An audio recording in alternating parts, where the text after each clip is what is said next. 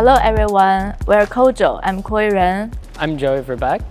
We create subversive and frictional technological artifacts to provoke epistemic rupture and to reveal power and politics and post-human subjectivities in this system.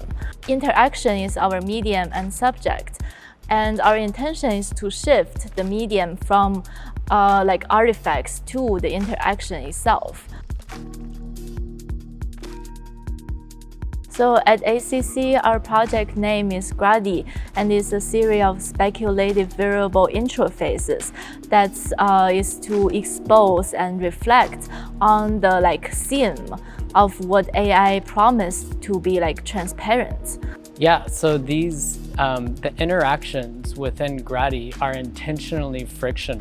They're challenging and subversive. Usually interfaces are just a means to an end. They're this invisible layer.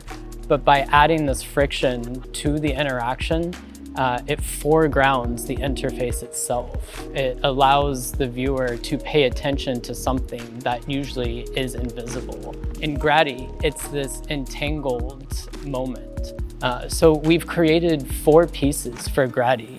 We have Grady Calibrate, Grady Compress, Grady Predict, and Grady Mediate. So Grady Calibrate is an arm-worn wearable that promises the viewer this interaction that is actually never delivered. They're trapped in this infinite calibration loop. Everything that we do when we're scrolling online, if we pause for too long, our engagement algorithm is updated. We're in this infinite process of becoming.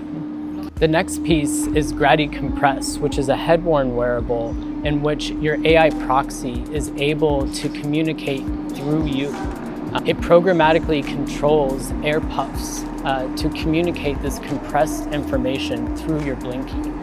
So we're exploring this post-internet world in which we all will have proxies as this mediation layer. Right now, for example, when you send an email, you draft this very short bullet point thing, you give it to your AI to turn it into a formal thing that's sent to someone who then uses their AI to compress it into bullet points again. So our next piece is Grady Predict. It is a variable that can predict what you are going to say next. So it is playing with this tension of protection and control.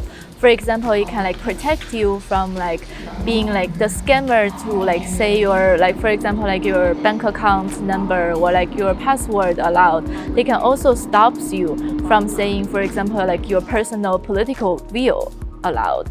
And we are playing with this concept algorithmic prediction.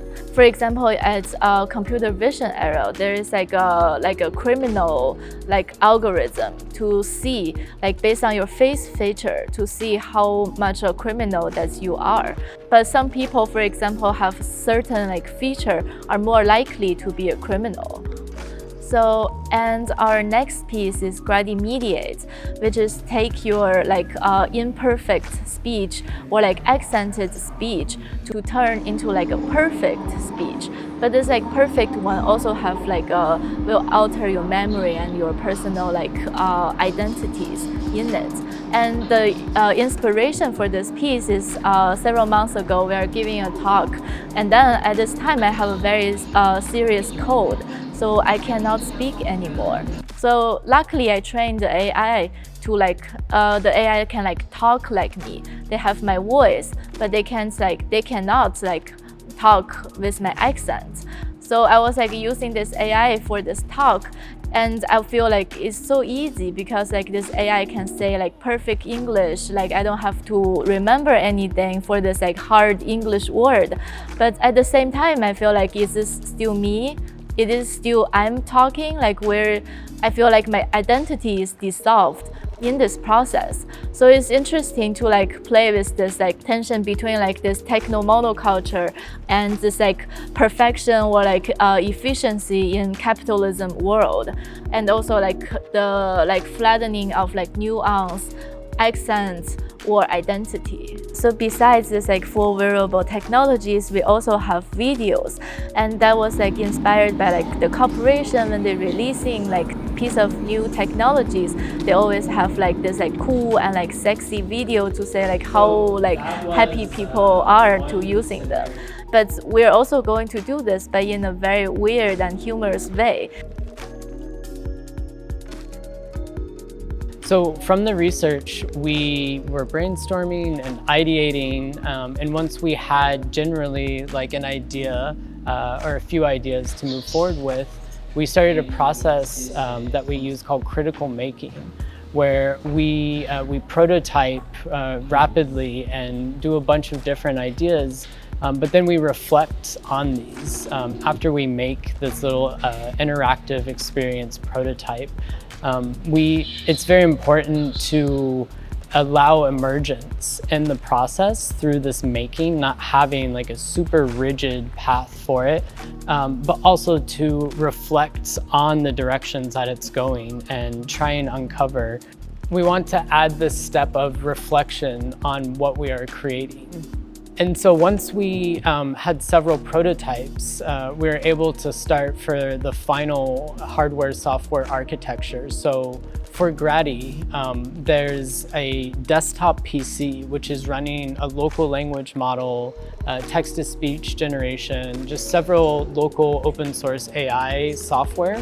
And then each one of these is connected to one of the microcontrollers in the Grady devices. We have ESP32. And then there's multiple sensors, actuators within the devices themselves, but it's all networked together and running locally in real time.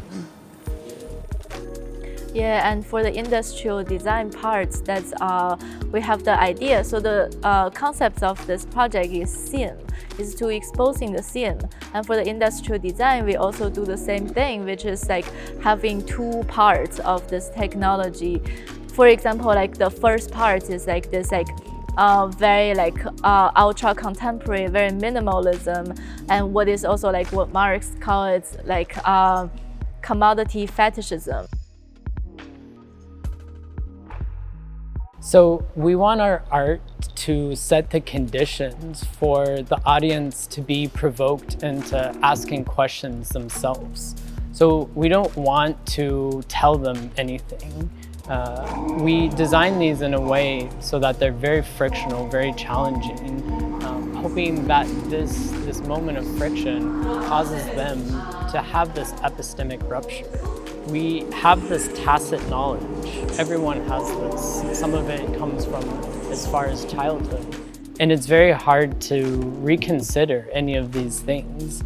We hope having these moments of friction inspires this curiosity to rethink, critical curiosity, to be able to maybe not in the moment, go back and consider more about these themes that we provided in our work. So in this moment, hopefully they'll be prompted with these questions.